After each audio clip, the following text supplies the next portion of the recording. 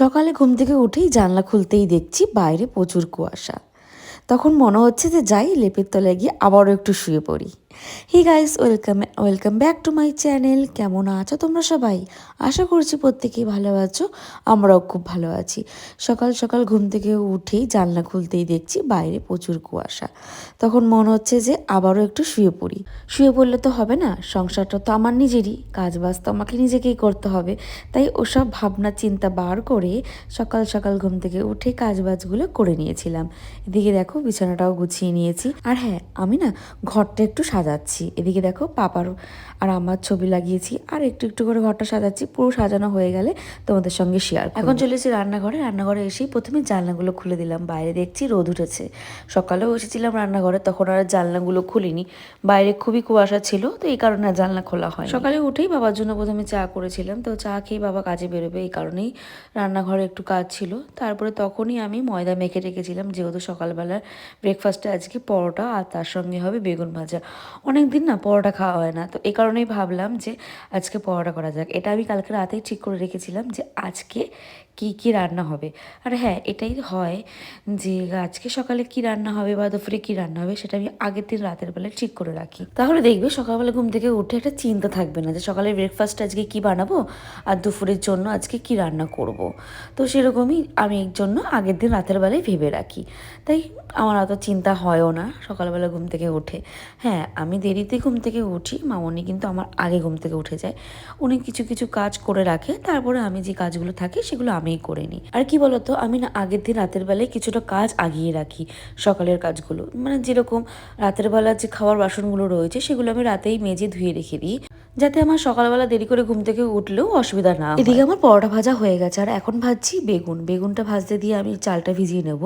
আমি না যখনই ভাত করি না কেন চালটা একটু 1 ঘন্টা বা 2 ঘন্টা মতন ভিজিয়ে রাখি, তাহলে ভাতটা তাড়াতাড়িও হয় আর ভাতটা না একটু ঝুরঝুরা হয়। আর এদিকে দেখো বেসিনে অল্প কটা বাসন হয়ে রয়েছে, সেগুলো সব এক জায়গায় করে রাখছি। আর কটা বাসন হলে একবারে ধুয়ে রেখে দেবো। শীতকালে না বারবার জলে হাত দিতে ইচ্ছা করে না, তাও আমার একটা অভ্যাস আছে, কিছু ধরি বা না ধরি বারবার করে ওই কলের সামনে হাতটা ধোবই।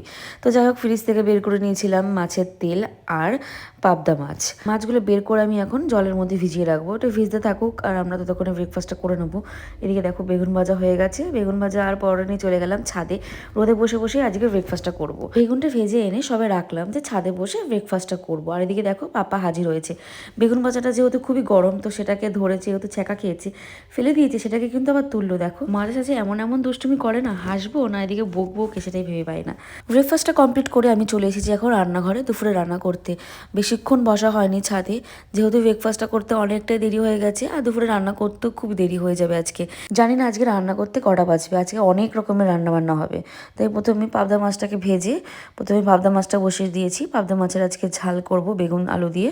আর হবে মূলো খটখটি, মানে অনেকে মূলো ছেচকি বলে, মূলো ছেচকি আর মূলো শাক, আর হবে মাছের তেলের চচ্চড়ি। তাই প্রথমে মাছটা বসিয়ে দিয়েছি, আর এদিকে সমস্ত সবজিগুলো ধুয়ে একে একে রাখছি, তাহলে রান্না করতে একটু সুবিধাই হয়।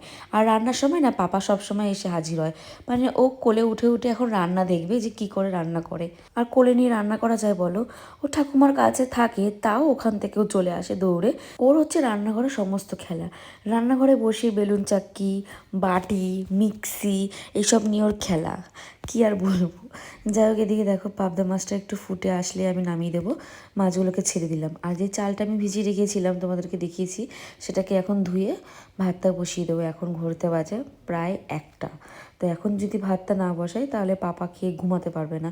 ওদিকে মামনি ওকে স্নান করাচ্ছে, তো ওইদিকে মামনি স্নান করাতে করাতে আমার এদিকে ভাতটাও হয়ে যাবে। তাই এদিকে ভাতটা এই জন্য চাপিয়ে দিলাম।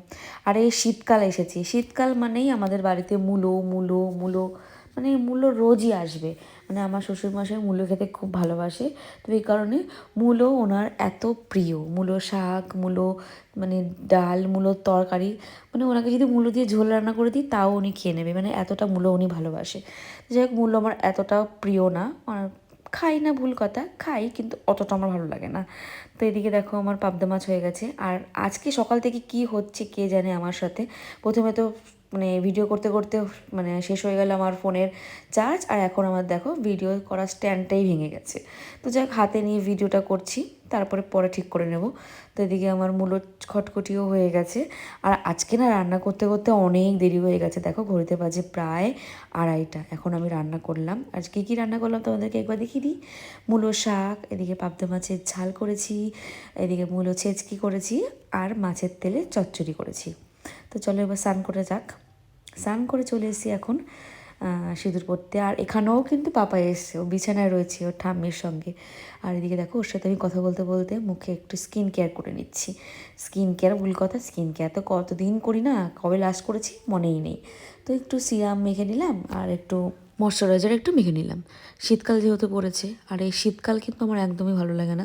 গরমকাল যেমন তেমন, গরমকালে কিন্তু এত কিছু মাখতে হয় না, আর এই শীতকালে তেল মাখো ময়শ্চারাইজার মাখো, তাই শীতকাল আমার একদমই ভালো লাগে না। তো যাই হোক, ভিডিওগুলো তোমাদের কেমন লাগছে অবশ্যই কমেন্টে জানিতে ভুলো না। আরও এরকম ভিডিও পেতে হলে অবশ্যই কমেন্ট করো। দেখা হচ্ছে নেক্সট ভিডিওতে, ততক্ষণে তোমরা সুস্থ থেকো, ভালো থেকো।